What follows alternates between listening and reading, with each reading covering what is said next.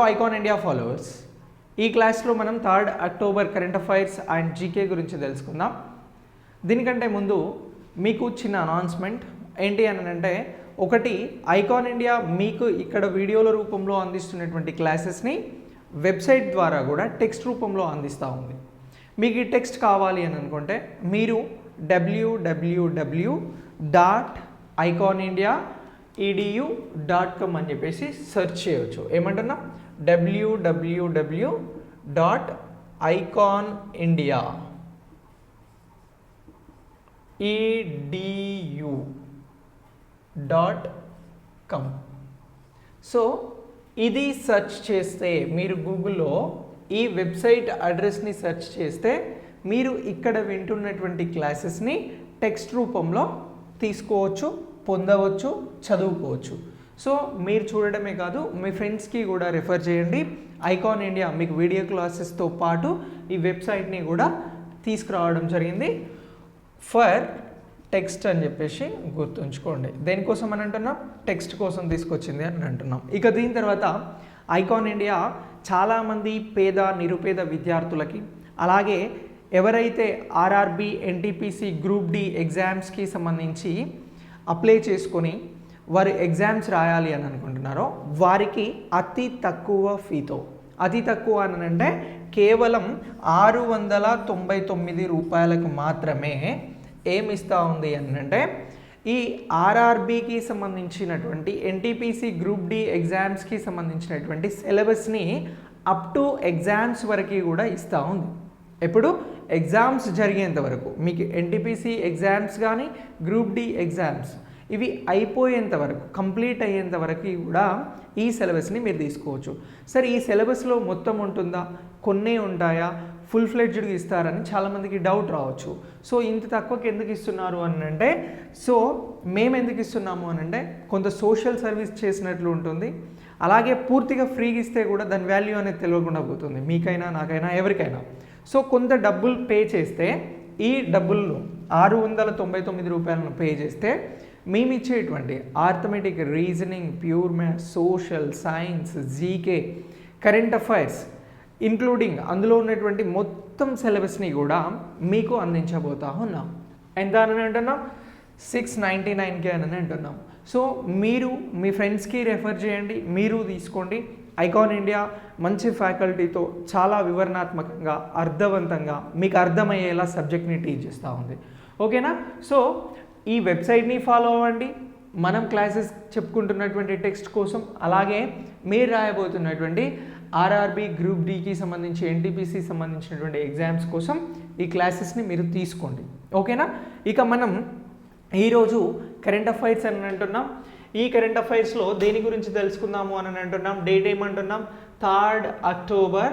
So ఏ రోజు జరిగినటువంటి ఇష్యూస్ని ఆ రోజు తెలుసుకునే ప్రయత్నం చేస్తున్నాం. 3rd అక్టోబర్ అని అంటున్నాం. డేట్ ఏమంటున్నాం?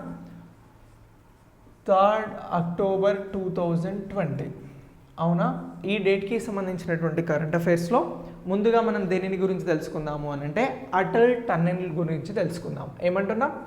అటల్ టన్నెల్. సో ఈ ముందుగా అటల్ ఎవరు అని అంటే, భారతదేశానికి మాజీ ప్రధాని, అతనే అటల్ బిహారీ వాజ్పేయి. అతని పేరునే ఈ అటల్ అనే దాన్ని తీసుకోవడం జరిగింది. టన్నెల్ అని అంటున్నాం. ఏంటి టన్నెల్ అంటే అని అంటే సొరంగం. సో ఈ అటల్ సొరంగం అనేది ఈ అక్టోబర్ 3వ తేదీన, ఎప్పుడు అంటే ఈ డేట్నే అక్టోబర్ 3న ఎవరు ప్రారంభించడం జరిగింది అని అంటే, ఓపెన్డ్ అటల్ టన్నెల్ అని అంటే ప్రైమ్ మినిస్టర్ నరేంద్ర మోడీ గారు ప్రారంభించడం జరిగింది. ఎవరు ప్రారంభించారు అని అంటున్నాం? నరేంద్ర మోడీ గారు దీనిని ఇనాగ్రేట్ చేయడం జరిగింది, అటల్ టన్నెల్ అని అంటున్నాం. మరి ఇది ఎక్కడ ఉంది? రోహ్తాంగ్ పాస్లో ఉంది. ఎక్కడ ఉంది? రోహ్తాంగ్ పాస్ అని అంటున్నాం. ఎక్కడ ఉంది ఈ రోహ్తాంగ్ పాస్ అని అంటే, ఇది ఏ రాష్ట్రంలో ఉంది చెప్పండి? ఏ రాష్ట్రంలో ఉంది అని అంటే హిమాచల్ ప్రదేశ్లో ఉంది. ఎక్కడ? హిమాచల్ ప్రదేశ్లో ఉంది. మరి ఈ అటల్ టన్నెల్ అనేది, ఈ టన్నెల్ ప్రపంచంలోనే ఇప్పుడు పెద్ద టన్నెల్. సో దీనికి సంబంధించి మొత్తం ఎన్ని కిలోమీటర్ల పొడవు ఉంది ఇది అంటే 9.2 కిలోమీటర్ల పొడవు ఉన్నది. ఎంత అని అంటున్నాం? 9.2 కిలోమీటర్ల పొడవు అని అంటున్నాం. 9.2 కిలోమీటర్స్. ఓకేనా? ఇక ఇది ఎన్ని మీటర్ల వెడల్పుతో నిర్మించడం జరిగింది ఈ సొరంగాన్ని అని అంటే 8 మీటర్లు. ఎన్ని మీటర్లు? 8 మీటర్ల వెడల్పుతో నిర్మించడం జరిగింది. దీని ఎత్తు ఎంత ఉంటుంది ఈ సొరంగానికి సంబంధించి? పెద్ద వెహికల్స్ క్రాస్ కావడానికి, ఈ టస్కర్స్ కానీ పెద్ద పెద్ద వెహికల్స్ వెళ్ళడానికి అని అంటే దీని ఎత్తు కూడా 5.5 మీటర్ల కంటే ఎక్కువగా ఉంది. ఓకేనా? మరి దీని నిర్మాణ వ్యయం ఎంత ఖర్చు చేశారు దీనికి అంటే ఈ రోహ్తంగ్ పాస్లో నిర్మించినటువంటి అటల్ టన్నెల్ కోసం ఎంత వ్యయాన్ని ఖర్చు చేసినారు అని అంటే 3,300 కోట్ల రూపాయలను ఖర్చు చేయడం జరిగింది. ఎంత అని అంటున్నాం? 3,300 crores అని అంటున్నాం. ఓకేనా? సో ఇలా దీనికి సంబంధించి ఈ ప్రత్యేకతలు ఉన్నాయి. ఇక దీంతో పాటు 9.2 కిలోమీటర్ల సొరంగం అని అంటున్నాం. ఈ సొరంగం నుంచి ఒక యావరేజ్గా ఒక రోజులో ఎన్ని వెహికల్స్ పాస్ అవుతాయి, ఎన్ని వెహికల్స్ వెళ్ళేటువంటి సదుపాయాన్ని దీనికి ఉంది, దీనికి ఆ కెపాసిటీ ఉంది ఈ సొరంగానికి, అటల్ సొరంగానికి, అటల్ టన్నెల్కు అని చెప్పేసి భావిస్తూ ఉన్నారు అని అంటే 1,500 పెద్ద వెహికల్స్ వెళ్ళవచ్చు. అంటే ఏదైతే గూడ్స్ క్యారియర్కి సంబంధించినటువంటివి ఉంటాయో, పెద్ద పెద్ద వెహికల్స్ ఉంటాయో అవి వెళ్ళొచ్చు అని అంటున్నారు. ఒక 3,000 మేర కార్లు కూడా ఇందులో నుంచి పాస్ కావచ్చు అని చెప్పేసి చెప్తా ఉన్నారు. ఓకేనా? అయితే ఈ రోహ్తంగ్ పాస్లో నిర్మించినటువంటి ఇటీవల ప్రారంభమైనటువంటి ఈ అటల్ టన్నెల్ అనేది మనాలి నుంచి, ఇక్కడ మనం రోహ్తంగ్ పాస్ అని అన్నాం, ఇది హిమాచల్ ప్రదేశ్ అని అన్నాం. ఇక్కడ ఉన్నటువంటి మనాలి నుంచి, కులు మనాలి అని అంటాం కదా మనం, మనాలి నుంచి లే వరకు, ఇది ఎక్కడ ఉంది? లడఖ్లో ఉంది. సో ఇక్కడి వరకు జర్నీ టైం ఎంత అని అంటే 5 గంటలు ఉండేది ఇంతకుముందు. ఎన్ని అవర్స్? 5 అవర్స్ ఉండేది.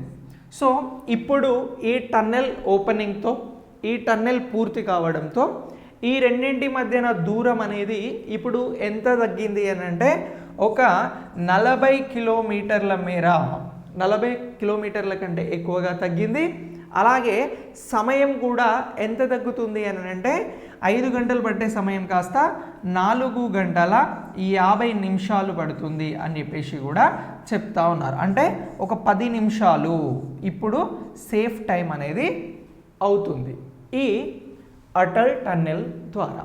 ఇక ఇంతేనా? ఇక దీనికి సంబంధించి ఏమన్నా ఉందా అని అంటే ఈ అటల్ టన్నెల్ ప్రయాణాలకి సంబంధించి ఇలా ఉపయోగపడుతుంటే, ఏదైతే ఈ పీర్ పంజల్ హిమాలయాలకి సంబంధించినటువంటి ప్రాంతంలో రక్షణ దళాలకి కూడా, దేనికని అంటున్నాం? సాయుధ దళాలు ఏవైతే ఉన్నాయో భారతదేశంలో రక్షణ పరంగా కూడా ఇది చాలా చాలా ఇంపార్టెంట్ టన్నెల్గా భారత రక్షణ దళాలకి కూడా ఉండబోతూ ఉంది. ఓకేనా? సో ఇలా దీనిని గుర్తుంచుకోవాలి. ఇక దీని తర్వాత మనం 9.2 కిలోమీటర్స్ టన్నెల్ అని అంటున్నాం. మరి 9 కిలోమీటర్ల పైన ఉన్నటువంటి ఈ సొరంగంలో ఏమైనా లైటింగ్ సిస్టమ్ ఉంటుందా?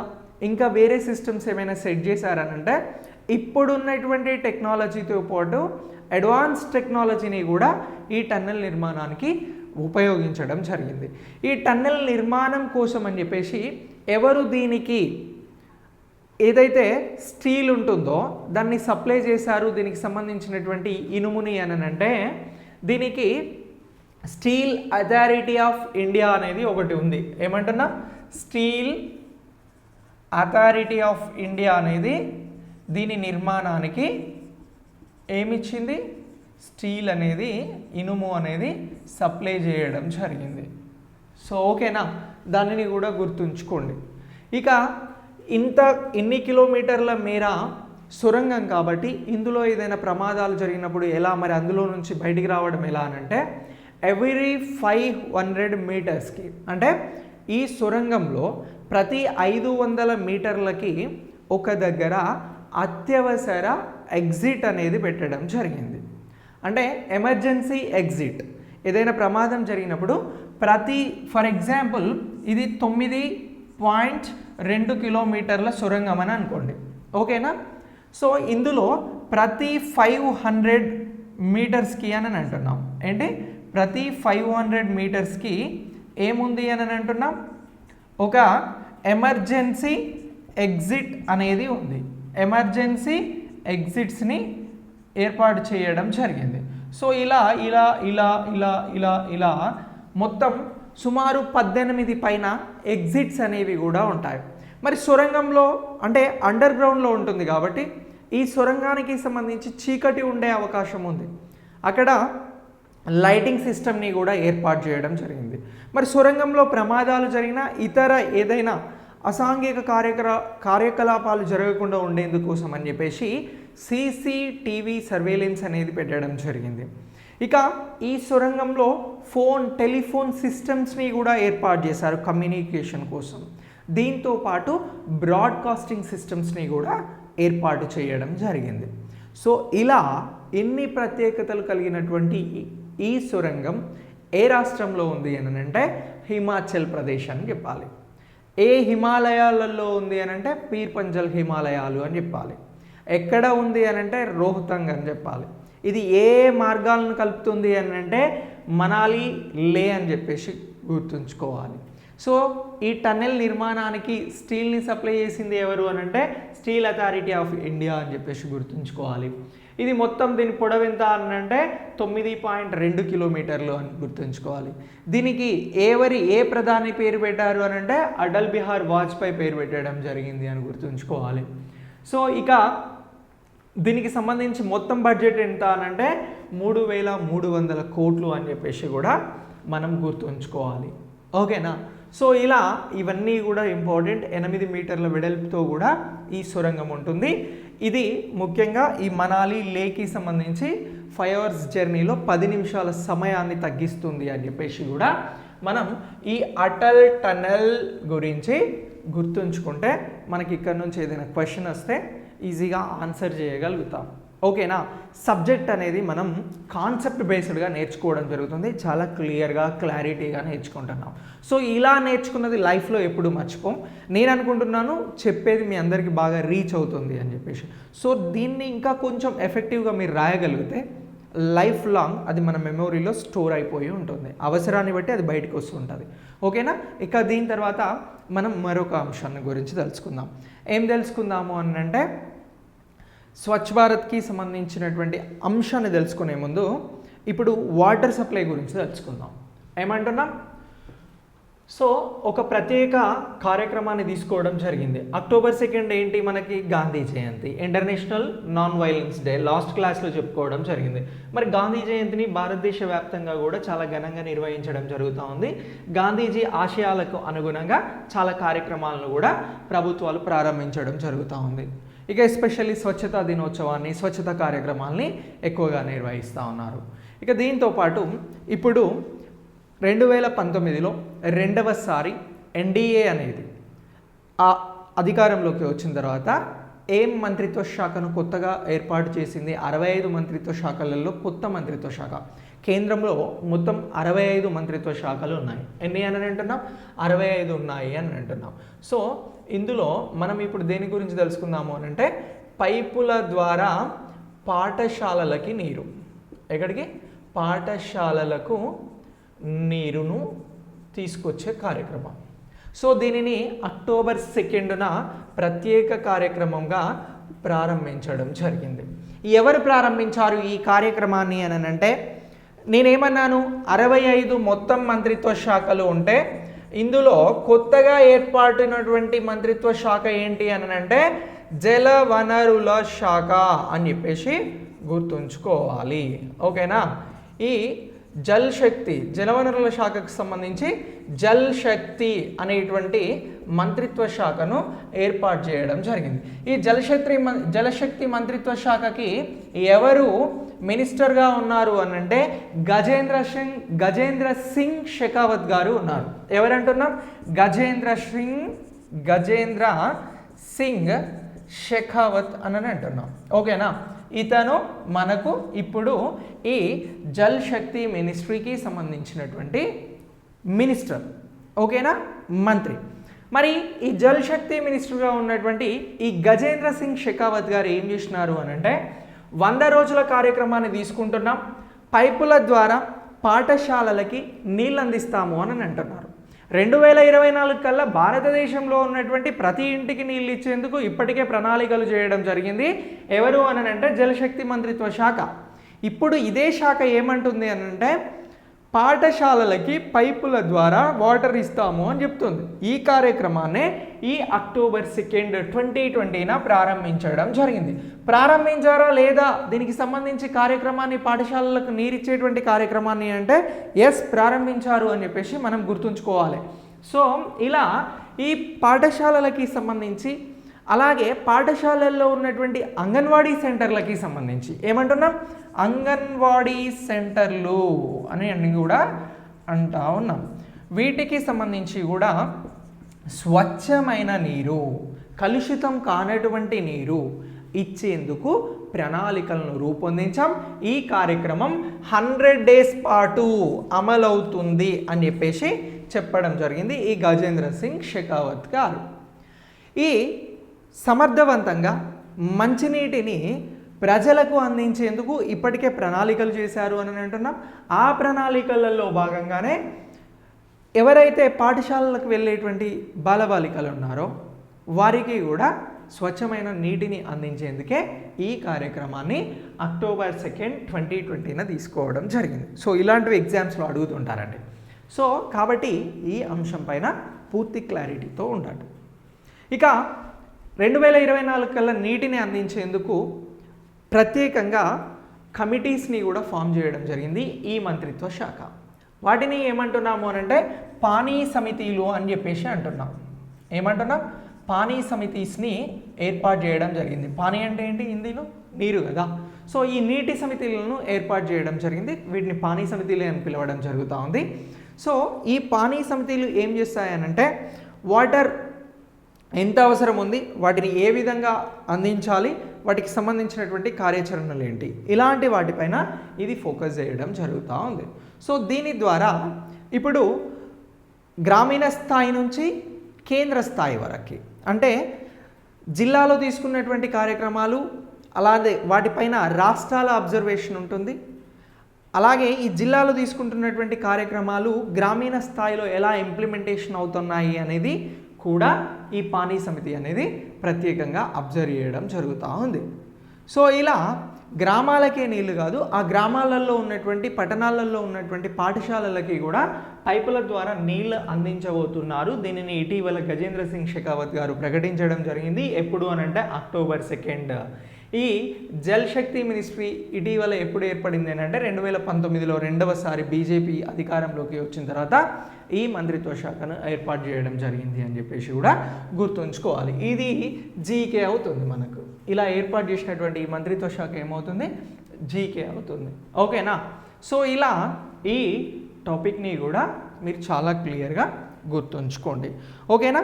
ఇక మరొక అంశం గురించి తెలుసుకుందాం. ఏం తెలుసుకుందాం అనంటే దీనికి రిలేటెడ్గా ఉన్నటువంటి అంశమే ఈ అక్టోబర్ 2న ఏం చేసినారు అనంటే స్వచ్ఛతా అవార్డ్స్ని ఇవ్వడం జరిగింది. ఏమంటున్నా, స్వచ్ఛతా అవార్డ్స్ని అందజేశారు. ఎవరు, ఇదే మంత్రిత్వ శాఖ, ఇదే మంత్రి గజేంద్ర సింగ్ షెకావత్ గారు అనౌన్స్ చేయడం జరిగింది. ఏం అవార్డ్స్ అని అంటున్నాం, స్వచ్ఛతా అవార్డ్స్ అని చెప్పేసి అంటా ఉన్నాం. ఏమంటున్నాం, స్వచ్ఛతా అవార్డ్స్. ఈ స్వచ్ఛతా అవార్డ్స్ 2020కి సంబంధించి 2 విభాగాలలో ఈ అవార్డ్స్ని ఇవ్వడం జరిగింది. ఏంటి అవి అని అంటే సముదాయ శౌచాలయ.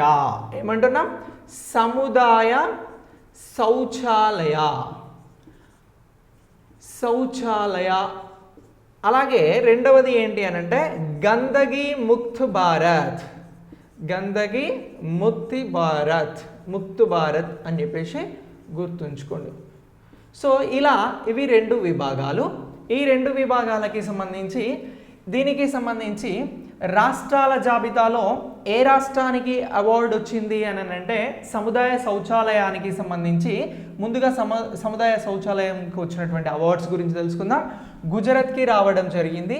సో ఇక్కడ మనకు డౌట్ వస్తుంది, ఏంది సార్ ఈ సముదాయ శౌచాలయ అంటున్నారు, ఏంటిది అసలు దాని కథ ఏంటి అని అంటారు.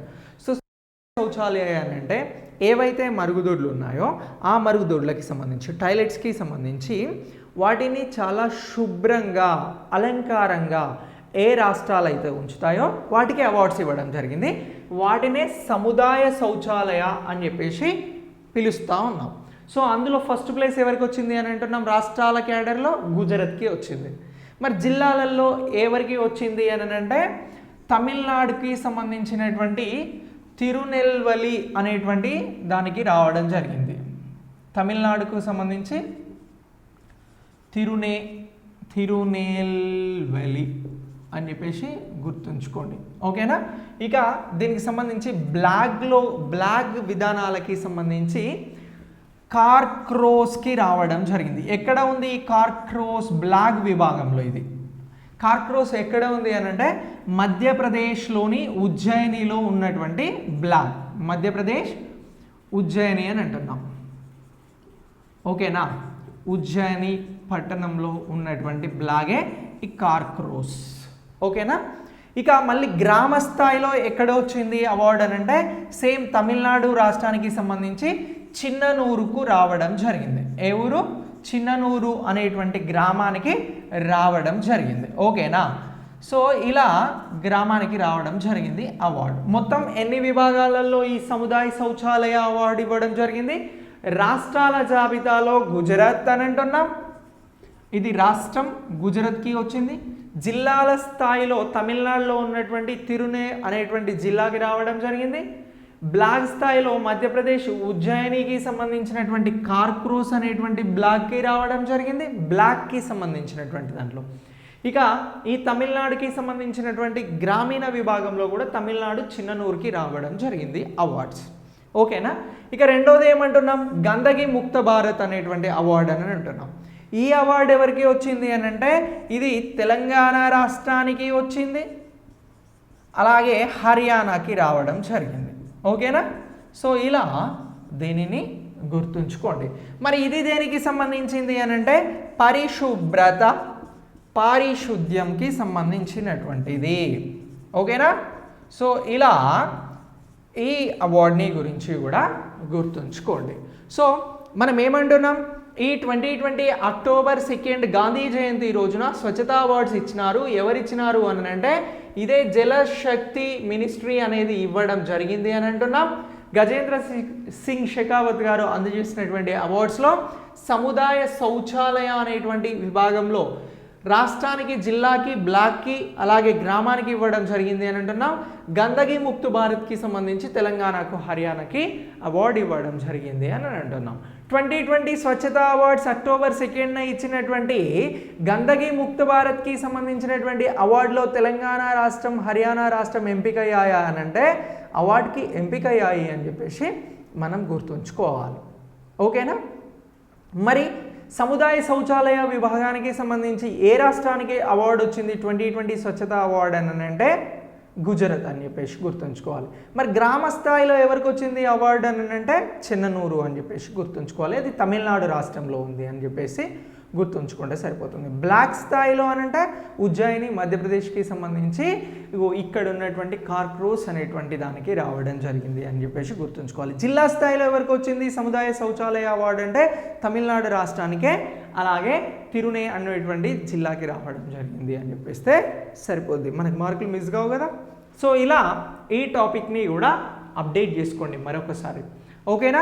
ఇక దీని తర్వాత మనం మరొక అంశం గురించి తెలుసుకుందాం. ఏమంటున్నాం మరొక అంశం అని అంటే, సో ఇప్పుడు మనం కోవిడ్-19 గురించి తెలుసుకుందాం. ఏమంటున్నాం, కోవిడ్-19కి సంబంధించినటువంటి ది అని అంటున్నాం. ఈ కోవిడ్-19కి సంబంధించి కోవిడ్-19 అనేది వచ్చిన తర్వాత, ఈ వైరస్ అనేది వచ్చిన తర్వాత ప్రపంచంలో చాలా ఇన్నోవేషన్స్ అనేవి జరిగాయి, అవునా. అంటే కొత్త వాటిని ఈ వైరస్ని ఎదుర్కొనేందుకు కనుగొనడం జరిగింది, వాటిని ఇప్పుడు యూజ్ చేస్తున్నాం.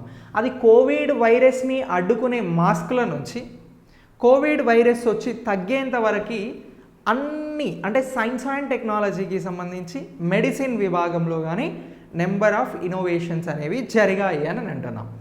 అందులో భాగంగా ఇప్పుడు ఏం జరిగింది అని అంటే ఈ కోవిడ్-19కి సంబంధించినటువంటి టెస్ట్ అనేది చేయాలి అని అంటే ఈ టెస్ట్కి ఎంత టైం పడుతుంది అని అంటే 24 గంటల టైం అనేది పడుతూ ఉంది ఎగ్జాక్ట్గా కోవిడ్ ఉందా లేదా అని 100% తెలుసుకోవడం కోసం అని చెప్పేసి. ఓకేనా? ఇప్పుడు ఈ రియల్ టైమ్ రివర్స్ ట్రాన్స్క్రిప్షన్స్కి సంబంధించి పాలిమరస్ చైన్ సిస్టమ్ అనేది ఒకటి ఉంది. సో ఈ పాలిమరస్ చైన్ రియాక్షన్స్కి సంబంధించి దీనిని ఏమంటున్నాం? Real time reverse transcriptions polymerase chain reaction అని అంటున్నాం. ఈ RT-PCR టెస్టులు అనేవి ప్రజెంట్ చేస్తూ ఉన్నారు. ఓకేనా? ఈ టెస్టులకి సంబంధించి ఎంత సమయం పడుతుంది అని అంటున్నాం? 24 గంటల సమయం పడుతుంది అని అంటున్నాం. అయితే 24 గంటల సమయం అవసరం లేదు, కేవలం 2 గంటలలో టెస్ట్ చేసి దాని రిజల్ట్ని ఎగ్జాక్ట్గా ఇస్తాము అని చెప్పేసి ఇటీవల ఒకరు ముందుకు రావడం జరిగింది. ఎవరయ్యా అలా ముందుకు వచ్చింది అని అంటే రిలయన్స్ గ్రూప్. ఏమంటున్నాం? రిలయన్స్ ఇండస్ట్రీ గ్రూప్స్కి సంబంధించి ఇండస్ట్రీ గ్రూప్కి సంబంధించి దీనికి సంబంధించినటువంటి అనుబంధమైనటువంటిది ఏంటిది? రిలయన్స్ సైన్స్ వారు ముందుకు రావడం జరిగింది. అంటే వీరు ఇప్పుడు కేవలం 2 అవర్స్లోనే ఎంత 2 అవర్స్లో టెస్ట్ చేసి ఈ RT-PCRకి సంబంధించినటువంటి టెస్టే దానిని ఏమని పిలుస్తున్నారు? వీరు పెట్టినటువంటి పేరు ఏంటి అని అంటే గ్రీన్ కిట్ అని చెప్పేసి పేరు పెట్టడం జరిగింది. ఏమంటున్నాం? Green kit. దీనిని ఎవరు తయారు చేశారు? ఎందుకోసం తయారు చేశారు అని అంటే కోవిడ్-19ని ఎదుర్కొనేందుకు దీనిని తయారు చేయడం జరిగింది. ఎవరు తయారు చేసినారు అని అంటే రిలయన్స్ ఇండస్ట్రీస్కి అనుబంధంగా ఉన్నటువంటి ఈ రిలయన్స్కి సంబంధించినటువంటి సైన్స్ వారు దీనిని తయారు చేయడం జరిగింది అని అంటున్నాం. RT-PCR అని అంటే ఏమంటున్నాం? Real time reverse transcriptions polymerase chain reactions అని అంటున్నాం. రాసుకోండి. సో ఇలా దీనిని కూడా 2 గంటల్లోనే ఇది టెస్ట్ రిజల్ట్ ఇస్తుంది, అది ఎగ్జాక్ట్గా ఉంటుంది అని చెప్పేసి చెప్తా ఉన్నారు. ఇటీవల రిలయన్స్ తీసుకొచ్చినటువంటి కోవిడ్-19 టెస్ట్ కిట్ ఏంటి అని అంటే గ్రీన్ కిట్ అని చెప్పేసి గుర్తుంచుకోవాలి. గ్రీన్ కిట్ అనేది ఉంటే మనకి ఎగ్జామ్లో అది ప్రశ్న అయి ఉంటే 1 మార్క్ అనేది మన దగ్గర ఉన్నట్లే. ఓకేనా? సో ఇలా ఈ సైన్స్ అండ్ టెక్నాలజీకి సంబంధించి దీనిని కూడా అప్డేట్ చేసుకోండి. ఇక దీని తర్వాత మనం మరొక అంశం గురించి తెలుసుకుందాం. ఏమంటున్నాం మరొక అంశం అని అంటే నార్థ్రాప్ గ్రుమ్మన్ గురించి తెలుసుకుందాం. ఏమంటున్నాం? ఇది కూడా సైన్స్ అండ్ టెక్నాలజీకి సంబంధించినటువంటి అంశంగానే గుర్తుంచుకోవాలి. నార్థ్రాప్ గ్రుమ్మన్ గురించి మనం అప్డేట్ కావాలి. ఏంటి నార్థ్రాప్ గ్రుమ్మన్ అని అంటే ఇది వర్జీనియాలో ఉంది. ఎక్కడ ఉంది? యుఎస్ఏకి సంబంధించినటువంటి వర్జీనియాలో ఉంది. ఏమంటున్నాం? నార్థ్రాప్ గ్రుమ్మన్. సో ఇది ఏం చేసింది అని అంటే ఒక క్యాప్సిల్స్ని రెడీ చేయడం జరిగింది. దాన్ని సింపుల్గా ఏమనొచ్చు అని అంటే మనం వ్యోమ నౌక అని అనొచ్చు. ఏమంటున్నాం? వ్యోమ నౌకను రెడీ చేసింది. మరి ఈ వ్యోమ నౌకను ఏమని పేరు పెట్టింది దీనికి అని అంటే దీనికి కల్పనా చావ్లా పేరు పెట్టడం జరిగింది. ఎవరు ఈ కల్పనా చావ్లా గారు అని అంటే ఈమె 1962 మార్చ్ 7న జన్మించడం జరిగింది. ఎప్పుడు అని అంటున్నాం? మార్చ్ 7న జన్మించింది. ఎక్కడ? ఇండియాలో. ఈమె హర్యానాలో ఇంజనీరింగ్ చేసిన తర్వాత 1982లో అమెరికా వెళ్ళిపోయింది. ఓకేనా? అమెరికా వెళ్ళి అక్కడ అంతరిక్ష పరిశోధనలలో ఈమె పాల్గొనడం జరిగింది. 1997లో నిర్వహించినటువంటి అంతరిక్ష కేంద్రానికి సంబంధించినటువంటి పరీక్షలో ఈమె ప్రమాదం జరిగి కల్పనా చావ్లా గారు చనిపోవడం జరిగింది. ఇలా కల్పనా చావ్లా చేసినటువంటి సేవలకి గాను ఈమెకి ఈ నార్థ్రాప్ గ్రుమ్మన్ వారు ఏమని అని అంటే ఒక వ్యోమనౌకకి కల్పనా చావ్లా అని పేరు పెట్టడం జరిగింది. ఈ వ్యోమనౌకను అంటేరస్ అనేటువంటి రాకెట్ ద్వారా పంపించడం జరిగింది. ఎక్కడికి పంపించారు దీనిని అని అంటే ఈ అంటేరస్ రాకెట్ ద్వారా వ్యోమనౌకను ఎక్కడికి అని అంటే అట్లాంటిక్ దగ్గర ఉన్నటువంటి అంతరిక్ష కేంద్రానికి ఇంటర్నేషనల్ స్పేస్ సెంటర్కి పంపించడం జరిగింది. ఏమంటున్నాం? ఇంటర్నేషనల్ స్పేస్ సెంటర్ అని చెప్పేసి అంటా ఉన్నాం. ఇక్కడికి పంపించడం జరిగింది. ఎవరు? ఈ నార్థరన్ గ్రుమ్మన్ వార్. వీరే ఈ వ్యోమనౌకనికి కల్పన చావ్లా గారి పేరు పెట్టడం జరిగింది. దీనిని అంటైరస్ అనేటువంటి రాకెట్ ద్వారా పంపించడం జరిగింది అని అంటున్నాం. మరి ఈ వ్యోమనౌక కల్పన చావ్లా పేరు పెట్టినటువంటి వ్యోమనౌక ఏంటి అని అంటే ఇది పెలోడ్స్ని తీసుకువెళ్తుంది. లాస్ట్ క్లాస్లో చెప్పాను కదా, పెలోడ్స్ అంటే ఏంటి? రాకెట్ ద్వారా సరుకు రవాణా జరిగితే దాన్నే పెలోడ్స్ అని అంటారు. సో సరుకులు కానీ వ్యోమగాములను కానీ ఇతర వస్తువుల్ని కానీ అంతరిక్షంలోకి తీసుకెళ్తే వాటినే పెలోడ్స్ అని అంటారు. ఓకేనా? ఏమంటారు అని అంటున్నాం? సో పెలోడ్స్ అని చెప్పేసి అంటా ఉన్నారు. ఏమంటున్నారు? పెలోడ్స్ అని చెప్పేసి అంటా ఉన్నారు. సో పెలోడ్స్ అంటే ఇంకా మర్చిపోరు కదా, రాకెట్ ద్వారా ఏదైనా అంతరిక్షంలోకి తీసుకువెళ్తే దానినే పెలోడ్ అని చెప్పేసి అంటా ఉన్నాం. సో ఇలా ఈ అంటైరస్ రాకెట్ ద్వారా ఈ కల్పన చావ్లా పేరుతో ఉన్నటువంటి వ్యోమనౌక లేదా క్యాప్సెల్ అనే ద్వారా తీసుకువెళ్ళడం జరిగింది. అయితే దీని ద్వారా ఈ అట్లాంటిక్ ప్రాంతంలో ఉన్నటువంటి ఇంటర్నేషనల్ స్పేస్ సెంటర్కి ఒక టాయిలెట్ని పంపించడం జరిగింది. ఎవరైతే అక్కడ వ్యోమగాములకి సంబంధించినటువంటి టాయిలెట్ని పంపించారు, ఇది గతంలో తీసుకెళ్ళినటువంటి టాయిలెట్ల కంటే 65% చిన్నదిగా ఉంది. అలాగే ఇది బరువు తక్కువ కూడా, ఒక 40% వరకు బరువు అనేది తక్కువగా ఉంది. ఓకేగా, తక్కువగా ఉంది. సో కల్పన ఏ రాష్ట్రానికి సంబంధించినటువంటి వారు అని అంటున్నాం? కల్పన చావ్లా గారు హర్యానా రాష్ట్రానికి. అయితే ఈ కల్పన చావ్లాకి సంబంధించినటువంటి ఈవిడకి సంబంధించి కర్ణాటక రాష్ట్రంలో అవార్డు ఇవ్వడం జరుగుతూ ఉంది ఈమె పేరుతో. ఇక్కడ కర్ణాటక రాష్ట్రంలో అవార్డు ఇస్తూ ఉన్నారు. సో ఎవరి పేరుతో ఇస్తున్నారు? కల్పన చావ్లా పేరుతో. ఎప్పుడు స్టార్ట్ చేయడం జరిగింది ఈ అవార్డుని? 2004. ఇదంతా కరెంట్ అఫైర్స్ ఇప్పటి వరకు చెప్పుకున్నది. ఇప్పుడు ఏం చెప్పుకుంటున్నాం? ఇక్కడ చెప్పుకుంటున్నది ఈ కల్పన చావ్లా సమాచారం అంతా కూడా మనకు జీకే. సో ఇప్పుడు జనరల్ నాలెడ్జ్కి సంబంధించి కర్ణాటకలో 2004 నుంచి అవార్డ్స్ ఇస్తున్నారు. ఎవరి కోసం ఈ అవార్డ్స్ని ఇస్తున్నారంటే యంగ్ ఉమెన్ సైంటిస్టులని ఎంకరేజ్ చేసేందుకోసం అని చెప్పేసి అవార్డ్స్ని ఇవ్వడం జరుగుతూ ఉంది. సో ఇలా ఈ అవార్డు గురించి నార్థరన్ గ్రుమ్మన్ వారు కల్పన చావ్లా పేరు పెట్టినటువంటి ఈ వ్యోమనౌక గురించి కూడా మనం అప్డేట్ అవ్వాలి. ఓకేనా? సో ఇలా ఈ టాపిక్ని కూడా మీరు అప్డేట్ చేసుకోండి.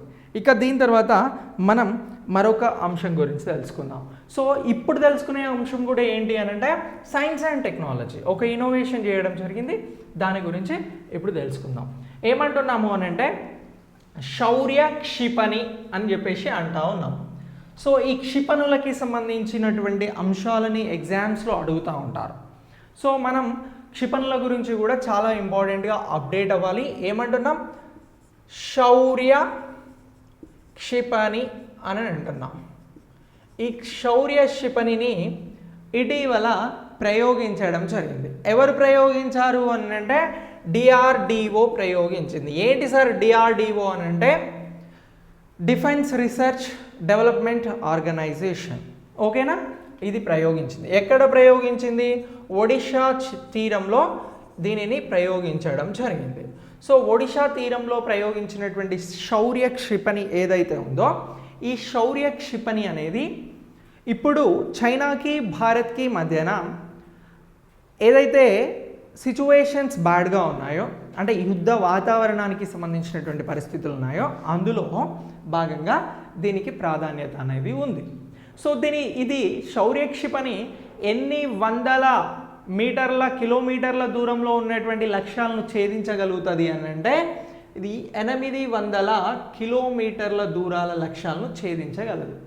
ఓకేనా? దీని సామర్థ్యం ఎంత ఉంది అని అంటే ఈ శౌర్య క్షిపణికి సంబంధించినటువంటి సామర్థ్యం 700 కిలోమీటర్ల నుంచి 1900 కిలోమీటర్ల మేర దీనికి లక్ష్యాలను ఛేదించగలిగేటువంటి సామర్థ్యం అనేది ఉంది. అయితే 800 కిలోమీటర్ల లక్ష్యాలని ఇది స్పష్టంగా చేరుకోగలదు అని అంటున్నాం. కానీ దీని సామర్థ్యం ఇంత ఉంది అని అంటున్నాం. ఇంకా ఈ శౌర్య క్షిపణి ఏం చేయగలుగుతుంది అని అంటే ఇది వాటర్ హెడ్లని తీసుకువెళ్ళగలుగుతూ ఉంటుంది. అంటే దీని ద్వారా వాటర్ హెడ్స్ని ప్రయోగించవచ్చు. మరి ఎంత బరువు ఉన్న వాటర్ హెడ్స్ని ఇది వెళ్ళగలగది అని అంటే 200 లీటర్ల నుంచి 1 టన్ను వరకు, అంటే 1000 లీటర్ల వరకు వాటర్ హెడ్లని కూడా ఇది శత్రువుల పైన ప్రయోగించగలదు ఈ శౌర్య క్షిపణి. దీనిని ఒడిశాలో DRDO ఇటీవల ప్రయోగించడం జరిగింది. ఒడిశా తీరం నుంచి ఈ ప్రయోగం అనేది సక్సెస్ఫుల్గా అవడం జరిగింది. సో ఇలా కూడా ఈ టాపిక్ని సైన్స్ అండ్ టెక్నాలజీలోనే భాగంగా అప్డేట్ చేసుకోండి. ఇక దీని తర్వాత మనం దేనిని గురించి తెలుసుకుందాము అని అంటే, జంతువులకి సంబంధించినటువంటి ఏదైతే పెంపుడు జంతువులు ఉన్నాయో వాటికి సంబంధించినటువంటి అంతర్జాతీయ దినోత్సవం అనేది ఒకటి ఉంది. ఏమంటున్నాం? అంతర్జాతీయ దినోత్సవం అని అంటున్నాం. సో పెంపుడు జంతువులకి సంబంధించినటువంటి అంతర్జాతీయ దినోత్సవం అని. సో పెంపుడు జంతువులు కొన్ని ఉంటాయి మన ఇళ్ళల్లో కానీ వ్యవసాయంలో కానీ. ఏమి ఉంటాయి? డాగ్స్ కానీ, క్యాట్స్ కానీ, అలాగే ఇతర ఆవులు కానీ, కౌస్ కానీ, సో బఫెలోస్ కానీ, ఇలాంటివన్నీ కూడా, ఆక్సెస్ కానీ, ఇవన్నీ కూడా పెంపుడు జంతువులుగా మనకు ఉంటాయి. అవునా? సో ఈ పెట్ ఎనిమల్స్కి సంబంధించి ఒక డే అనేది ఉంది. అది ఎప్పుడు అనంటే అక్టోబర్ 2. భారతదేశంతో పాటు ఆగ్నేయ ఆసియాకి సంబంధించినటువంటి పలు దేశాలు ఈ పెంపుడు జంతువుల అంతర్జాతీయ దినోత్సవాన్ని సెలబ్రేట్ చేయడం జరిగింది. సో గాంధీజీ గారికి ఈ పెంపుడు జంతువుల పైన మమకారం ఎక్కువగా ఉంది అని చెప్పేసి పెంపుడు జంతువుల సంరక్షణ సమితి అనేది 1983 నుంచి, ఎప్పటి నుంచి అని అంటున్నాం? 1983 నుంచి కూడా ఈ పెంపుడు జంతువులకి సంబంధించినటువంటి ఈ డేని అక్టోబర్ 2న సెలబ్రేట్ చేస్తూ వస్తున్నారు. దీనిని కూడా అప్డేట్ చేసుకోండి. ఇటీవల భారత్ దీనిలో పాల్గొందా అని అంటే ఎస్ పాల్గొన్నది అని చెప్పేసి గుర్తుంచుకోవాలి. ఎవరెవరు నిర్వహించారు అని అంటే పెంపుడు జంతువులకి సంబంధించి, అంటే ఏదైతే ఈ అనిమల్స్కి సంబంధించినటువంటి ప్రొటెక్షన్ కమిటీ, దీంతో పాటు ఆసియాకి సంబంధించినటువంటి పెంపుడు జంతువుల సమితి అనేది ఒకటి ఉంది. సో వీరు కలిసి దీనిని నిర్వహించడం జరిగింది. ఓకేనా? ఇక దీని తర్వాత మనం మరొక అంశం గురించి తెలుసుకుందాం. మరొక అంశం ఏంటి అని అంటే బొంగో సాగర్ వ్యాయామం గురించి తెలుసుకుందాం. ఈ బొంగో సాగర్ వ్యాయామాన్ని ఏ దేశాలు నిర్వహించాయి, ఎన్నవ ఎడిషన్ని ఇటీవల నిర్వహించాయి అని అంటే మనం చాలా సింపుల్గా చెప్పొచ్చు ఈ అంశం గురించి తెలుసుకుంటే. ఏమంటున్నా? బొంగో సాగర్. సో ఈ బొంగో సాగర్ అనేటువంటి దీనికి సంబంధించి ఇది వ్యాయామం అని అంటున్నాం. సో ఇది ఏ దేశాలు కలిసి జరిపాయి అని అంటే ఇండియా, అలాగే బంగ్లాదేశ్, ఈ 2 దేశాల మధ్యన జరిగినటువంటి వ్యాయామం ఏంటి అని అంటే నౌకాదళాలకి సంబంధించినటువంటి వ్యాయామం బొంగో సాగర్ వ్యాయామం అని చెప్పేసి గుర్తుంచుకోవాలి. ఇరు దేశాలకి సంబంధించినటువంటి నౌకాదళాల పటిష్టతను పెంచుకునేందుకు, అలాగే సహాయ సహకారాలను అందించుకునేందుకు ఈ బొంగో సాగర్ వ్యాయామాన్ని 2019లో మొదటిసారి స్టార్ట్ చేయడం జరిగింది. 2019లో దీనికి సంబంధించినటువంటి మొదటి ఎడిషన్ అనేది జరిగింది. ఏమంటున్నా? మొదటి ఎడిషన్ అనేది జరిగినది. ఓకేనా? ఇక దీని తర్వాత 2020లో అంటే ఇప్పుడు ఈ అక్టోబర్ 3న ఏం జరిగింది అని అంటే 2వ ఎడిషన్ అనేది జరిగింది. ఓకేనా? ఇక ఈ 2 దేశాలు కలిసి పెట్రోలింగ్ చేయబోతున్నాయి. సముద్రంలో పెట్రోలింగ్ అనేటువంటి దాన్ని ఒకటి చేయబోతున్నాయి. అది ఎప్పుడు అనంటే అక్టోబర్ 4 అండ్ 5, దీనినే 3వ ఎడిషన్ అని చెప్పేసి అంటా ఉన్నాం. సో ఇలా ఇరు దేశాలు కూడా ఈ బొంగో సాగర్ వ్యాయామాన్ని చెయ్యడం జరిగింది. బొంగో సాగర్ వ్యాయామం ఏ దేశాల మధ్యన జరిగిందంటే ఇది ఎక్కడిది అని చెప్పేసి ఫీల్ అవ్వద్దు. సో ఇది మనకు తెలుసు, అది ఇండియాకి బంగ్లాదేశ్కి మధ్యన జరిగింది. ఈ ఇరు దేశాలు కూడా 2019 నుంచి నిర్వహిస్తున్నాయి. 2020లో 2వ ఎడిషన్ జరిగింది అక్టోబర్ 3న అని చెప్పేసి గుర్తుపెట్టుకుంటే సరిపోతుంది, మార్క్ వచ్చేస్తుంది. సో ఇలా సింపుల్గా దీన్ని గుర్తుంచుకోండి. ఇక బంగ్లా బంద్ అని చెప్పేసి షేక్ రెహమాన్ గారు ఉన్నారు. బంగ్లా బంద్కి సంబంధించి బంగ్లా బంద్ అని చెప్పేసి పిలుస్తారు. ఈయన ఎవరు? షేక్ ముజఫర్ రెహమాన్. షేక్ ముజఫర్ రెహమాన్ గారు ఉన్నారు. సో ఇతనికి సంబంధించినటువంటి 100వ జయంతి కారణంగా కూడా ఏంటి 100వ జయంతి సందర్భంగా కూడా ఈ బొంగో సాగర్ కార్యక్రమం అనేది చాలా వ్యాయామం అనేది చాలా చాలా ఇంపార్టెంట్గా గుర్తుంచుకోవాలి. సో ఫ్రెండ్స్, ఇలా కరెంట్ అఫైర్స్ని ఎఫెక్టివ్గా మీరు నేర్చుకుంటున్నారు. This is true. ఎందుకు అనంటే ప్రతి విషయాన్ని కూడా మనం చాలా వివరణాత్మకంగా అర్థవంతంగా మీకు చాలా సింప్లిఫై చేస్తూ ఏ అంశాన్ని మిస్ కాకుండా అందించడం జరుగుతూ ఉంది. సో ఇలాంటి క్లాసెస్ మీకు ఇంకా మోర్ కావాలి అని అనుకుంటే మీరు లైక్ చేసి కామెంట్ చేసి షేర్ చేస్తే సరిపోతుంది. ఓకేనా?